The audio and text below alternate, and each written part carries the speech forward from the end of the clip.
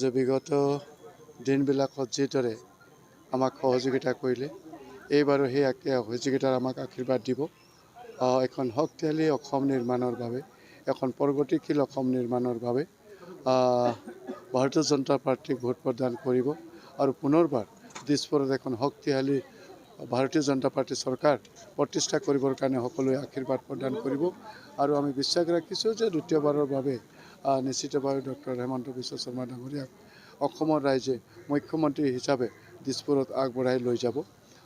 দেখিছে ইতিমধ্যে সকলো ৰাইজ ৰাতিপুৱা প্ৰায় 5টামান বজাৰ পৰাই ওলাই আহিছে।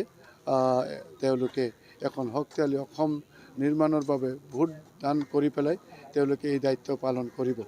গতিকে সমগ্ৰ অসমৰ লগতে আজি আমাৰ তিনিচুকীয়াতো খুব সুন্দৰ পৰিৱেশ আমি দেখা পাইছোঁ।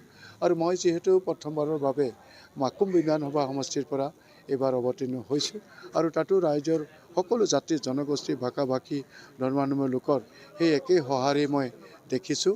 আৰু বিগত 10টা বছৰত তিনিচুকীয়াত যিদৰে মই যথেষ্ট ভোটৰ ব্যৱধানত মই জয় হৈছিলোঁ, মই বিশ্বাস ৰাখিছোঁ যে মাকুম বিধানসভা সমষ্টিটো মই যথেষ্ট ভোটৰ ব্যৱধানত পুনৰবাৰ মই জয় হ'ম। আৰু নতুনকৈ গঠিত এই বিধানসভা সমষ্টিটোত বহুবিলাক কাম কৰিবলগীয়া আছে, বহুবিলাক প্ৰত্যাহ্বান আছে।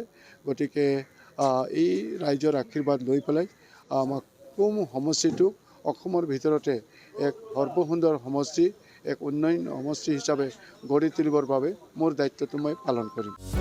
যিকোনো খবৰৰ বাবে যোগাযোগ কৰক আমাৰ এই নম্বৰত 9181 307 2221।